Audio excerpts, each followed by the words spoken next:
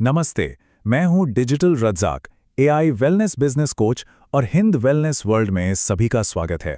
आज के इस खास विश्लेषण में हम माइग्रेन के उस भयंकर दर्द को डिकोड करने जा रहे हैं जो ठीक सूरज की रोशनी के साथ बढ़ता है। अक्सर पेन किलर्स से इसे कुछ पल के लिए दबा तो दिया जाता है, लेकिन ये लौटकर फिर आ जाता है। तो चलिए आज प्राचीन आयुर्वेदिक चिकित्सा और आधुनिक विज्ञान के तालमेल से इस दर्दनाक चक्रव्यूह से हमेशा के लिए बाहर निकलने के कुछ अचूक और प्राकृतिक समाधानों को गहराई से समझते हैं। क्या कभी ऐसा देखा गया है कि जैसे जैसे सूरज आसमान में ऊपर चढ़ता है, सिर का एक हिस्सा फटने लगता है? ये कोई आम सिर दर्द बिल्कुल नहीं है। सोचिए, एक ऐसा दर्द जहां तेज रोशनी और हल्की सी आवाज से भी भारी चिड़चिड़ाहट होने लगे और दर्द के मारे जी मचलाने लगे। ये एक बहुत ही अजीबोगरीब स्थिति है, जहां हर दिन दर्द का ये भयानक चक्र सीधे सूरज की किरणों की गति के साथ साथ चलता है। तो चलिए सबसे पहले बात करते हैं खंड 1 की, द डायर्नल हेडेक मिस्ट्री। आखिर इस दर्द का समय चक्र क्या है? प्राचीन आयुर्वेदिक ग्रंथों में माइग्रेन के इस खास प्रकार को सूर्यावर्त का नाम दिया गया है, और इसका जो समय चक्र है ना, वो सच में बहुत ही दिलचस्प है। सुबह जब सूरज निकलता है तो दर्द बिल्कुल हल्का सा शुरू होता है। फिर दोपहर आते आते जब सूरज की गर्मी सबसे तेज होती है तो ये दर्द अपनी चरम सीमा पर यानी बर्दाश्त के बाहर पहुंच जाता है, और फिर जैसे जैसे शाम ढलती है ये धीरे धीरे अपने आप शांत होने लगता है। मतलब ये दर्द पूरी तरह से सूर्य के आवर्तन से कंट्रोल होता है। अब सबसे बड़ा सवाल ये उठता है कि हमारे शरीर में अचानक ऐसा क्या बिगड़ जाता है। आइए खंड 2 की ओर बढ़ते हैं, सूर्यावर्त और दोषों को डिकोड करना। आयुर्वेद कहता है कि हमारे शरीर में कुछ विशिष्ट आंतरिक ऊर्जाएं होती हैं जिन्हें दोष कहा जाता है। इसमें जो पित्त दोष है वो शरीर की आंतरिक गर्मी है। अब सोचिए, जब शरीर के अंदर की ये अत्यधिक गर्मी बाहर की तेज धूप के संपर्क में आती है तो क्या होगा? ये एकदम से भड़क उठती है, और वहीं दूसरी तरफ वात दोष हमारे नर्वस सिस्टम में होने वाले उस तेज चुभने वाले दर्द को बढ़ाता है। तो जब ये बिगड़ा हुआ वात और भड़का हुआ पित्त आपस में मिलते हैं तो सिर में दर्द का एक भयंकर विस्फोट होता है। तो इस विस्फोट को रोका कैसे जाए? अस्थायी राहत देने वाले उन तेज पेन किलर से थोड़ा आगे बढ़कर चलिए खंड 3 की ओर चलते हैं, नस्य, सिर का द्वार। हमारे प्राचीन ग्रंथों में शरीर रचना विज्ञान की एक बहुत ही गहरी और सटीक समझ देखने को मिलती है। एक श्लोक है, नासा ही शिरसो द्वारम, जिसका सीधा सा अर्थ है कि नाक ही सिर का प्रवेश द्वार है। यानी अगर मस्तिष्क के आंतरिक हिस्सों और नसों तक किसी औषधि को पहुंचाना है तो सबसे सीधा, तेज और स्वाभाविक रास्ता नाक ही है। अब समझते हैं कि ये नस्य कर्म वास्तव में काम कैसे करता है।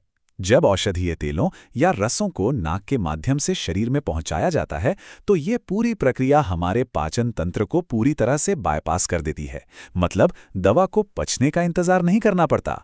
ये सीधे ओल्फैक्टरी ट्रैक्ट के जरिए काम करती है, सूजी हुई नसों को तुरंत शांत करती है और पित्त की उस खतरनाक गर्मी को सीधे सिर से बाहर निकाल देती है। और सबसे खास बात यह है कि यह ज्ञान सिर्फ पुरानी किताबों तक ही सीमित नहीं है। आज का आधुनिक विज्ञान भी इसे मानता है। कई आधुनिक क्लिनिकल ट्रायल्स और शोध पत्रों में सूर्यावर्त के खिलाफ इन विशिष्ट नस्य योगों का बहुत ही कड़ाई से मूल्यांकन किया गया है, और इनके नतीजे सच में शानदार रहे हैं। ऐसे ही एक बेहद दिलचस्प अध्ययन को करीब से देखने के लिए चलिए आगे बढ़ते हैं खंड 4 की ओर, भृंगराज और बकरी का दूध। नस्य चिकित्सा कितनी विश्वसनीय है, इसे समझने के लिए 30 ऐसे मरीजों पर एक परीक्षण किया गया जो सूर्यावर्त के गंभीर लक्षणों से जूझ रहे थे। इस परीक्षण में एक बहुत ही खास और लागत प्रभावी मिश्रण का इस्तेमाल किया गया, भृंगराज के ताजे रस और अजाक्षीर यानी बकरी के दूध का एक बेहतरीन कॉम्बिनेशन। शोधकर्ताओं ने इस बकरी के दूध वाले फॉर्मूले की तुलना एक स्टैंडर्ड आयुर्वेदिक नियंत्रण उपचार अणु तेल से की। पूरे 1 महीने तक मरीजों को ऑब्जर्व किया गया, जिसमें दर्द की तीव्रता, जी मिचलाना और तेज आवाज से होने वाली परेशानी, जिसे फोनोफोबिया कहते हैं, इन सभी लक्षणों को बहुत ही बारीकी से मापा गया। और जब नतीजे सामने आए तो वो सचमुच चौंकाने वाले थे। भृंगराज और बकरी के दूध का उपयोग करने वाले समूह के दर्द में 2.6 पॉइंट की भारी कमी दर्ज की गई, जबकि दूसरे कंट्रोल ग्रुप में यह कमी केवल 1.4 थी। यह आंकड़ा इस बात का पक्का सबूत है कि हमारी प्राचीन प्राकृतिक औषधियां अगर सही तरीके से इस्तेमाल की जाएं तो कितनी शक्तिशाली हो सकती हैं। इसी के साथ एक और अचूक उपाय का जिक्र करना बहुत जरूरी है, कुमकुमादि घृत। शुद्ध गाय के घी में चुटकी भर असली केसर मिलाकर तैयार किया गया ये नस्य इतना जादुई है कि ये पहले ही दिन पित्त की उस प्रकुपित गर्मी को तुरंत शांत कर देता है और आधे सिर के दर्द को मानो क्षण भर में नष्ट कर देता है। लेकिन याद रखिए, सिर्फ दवाएं ही सब कुछ नहीं हैं। आइए अपने अंतिम खंड की ओर बढ़ते हैं। खंड 5, आहार और जीवन शैली के समाधान। अगर इस सूर्यावर्त से हमेशा के लिए आज़ादी चाहिए तो कुछ आदतों को छोड़ना ही होगा। इनमें सबसे बड़ा दुश्मन है वेग धारण।